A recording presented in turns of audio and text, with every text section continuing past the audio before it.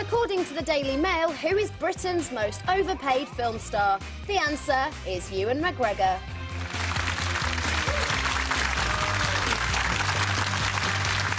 Thank you very much. You're watching The Right Stuff live on 5 this Friday morning with Anne Diamond, Scott Mills and Dave Spikey. He's got a video, he's got a new book. The book's called He Took My Kidney and Broke My Heart. It's just come out. Still to come. Should France offer Ireland a World Cup replay after Henry's shameful handball put our Irish cousins out of the competition? 0207 173 5555 is the number for your thoughts on that. But first, what else is making news? Well, obviously, a lot of the main front pages. This is Daily Mirror reporting on the terrible weather in Cumbria. 5-foot torrents in the centre of Cockermouth. And it's everywhere. And obviously there's been some terrible news. There's a policeman missing, a bridge has collapsed. And it's a nightmare, isn't it? And I don't know if you saw the weather thing yesterday. It's extraordinary that the whole of the British Isles, there's this sort of bucket full of rain clouds directly above Cumbria and the borders, and it's just not moving. But the thing is, it's not the first time it happened. A couple of years ago, Carlisle got hammered with it, and yet they're still saying that, the locals are saying that they're totally unprepared for it. I mean, how can that be 2 years later? It's not going to go away, is it? You know? The weird thing is it's a wet part of the country anyway. Yeah. But it's, I think, because they're having short, heavy rain that it doesn't get to soak away, so the next deluge just runs straight down. And then in the middle of it all, in the Mirror, it just lets itself down. It's a pretty good reporting story. And in the middle it says the Queen was also a victim of the wild weather. She had to hold on to her hat. Just stop it. Just there's a picture of her somewhere. Look, there she is, holding on to her hat. Just as if that's important in the middle of that story, you know, it's ridiculous. OK. Anything else? We've got a new European president. Hey! 300... It's not Tony Blair. And it's not Tony Blair, you know.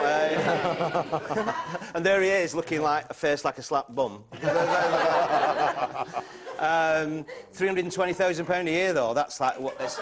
That's one night's work for him on the lecture circuit. Well, I love it. This guy Rompey, he's been chosen because he's really faceless and no one knows who he is. He's been chosen because of his name. Think of all the headlines there, Rompey Pompey and all that, all that.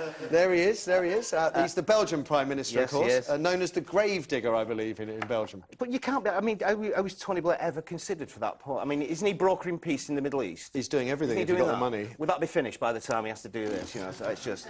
ridiculous. It was that whole debate, though, and it is really interesting because if Tony Blair had got it, it would have been about a super state. It would have been he would have been sitting there, you know, breaking bread with Obama on sort of equal terms. This guy's just going to sit in boring meetings no one needs to know about, in which they fiddle their own expenses. And we've got a new, obviously, the Foreign Minister, the European Foreign Minister, is Baroness Ashton. Who? everybody says that, she's supposed to be even more powerful than the President. Well, yeah, it is. It's a very powerful post, the Foreign Secretary, though, isn't it? Yeah. She spent 6 uneventful years as a junior minister in Education and Justice, but still ended up as Labour leader. She's Lord Manderson's replacement, then, when he came over. Yeah. Baroness Ashton... Hillary Clinton said it's her equivalent, Secretary of State for Europe, sort of. Right. Baroness Ashton of Up Holland, which is Wigan. She's from Wigan. So I'm just looking at this menu they had last night, which is medley of wild mushrooms with white truffle. That'll go. Wigan, just be pies, won't it? Just be all right. Little known fact, actually, trivia, meat pies have only got a hole in the top of them. Yeah. So Wigan people can pick 4 up at once. That's the only reason. We're having a party, get a 4-pack.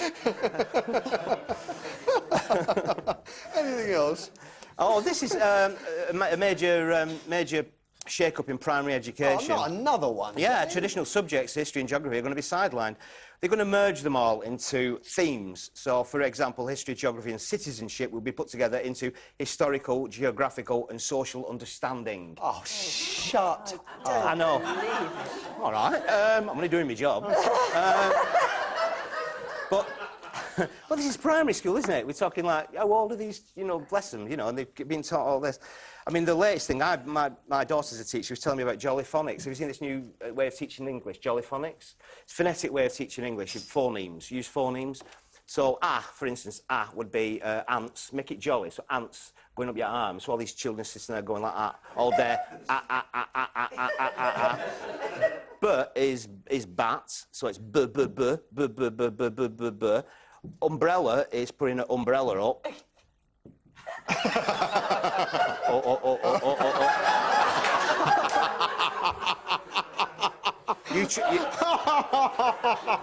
Seriously, Let me just read your book while I regain my composure.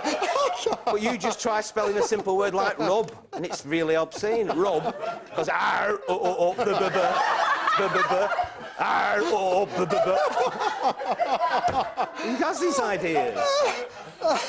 He has these ideas. Right. What I don't understand is, for the last 35, 40-odd years, what one single educational improvement that's been introduced has actually improved education? I mean, none of them seem Well, no, to... because, I mean, you know, you bump into children every day, and I'm sure education standards are dropping just from a conversational point of view, just from the use of the English language, just from the knowledge. I was in a garden centre. Sounds like a joke. It's not a joke, honestly. And these teenagers were looking at a sundial, and one said to me, "What does it do?" And I said, "It's a sundial."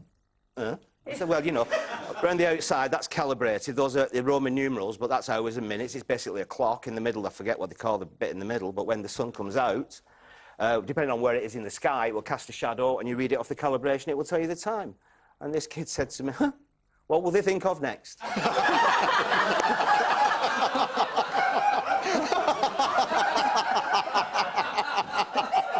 Seriously. OK, well, one more quickie from you. You can't make it up. You think it's not a joke? No, I can well believe it, unfortunately. This is a very sad story from the Daily Mail. It's a horribly familiar situation for many of us. It says, "No sooner is payday than various bills and shopping trips mean we're back where we started. There's a footballer, Obafemi Martins, who played for Newcastle, been transferred, and he couldn't live on £75,000 a week." That's what it's been alleged, we should Alleged, say. sorry. Active court case. He regularly withdrew £40,000 at weekends. See, I find on my cash money it stops at 200. I was going to say that. Where did you go and get the 40 grand one from? 40 grand, and then that was at weekends, and he needed another 25 grand on Monday. That's hell of a weekend. Goes nowadays. Doesn't it? It goes. Pudsey Bear. Yeah, I wonder where it's going. Pudsey Bear, that's where it's going. I know, yeah. Charity. Nice one, Dave. What have you got, Am?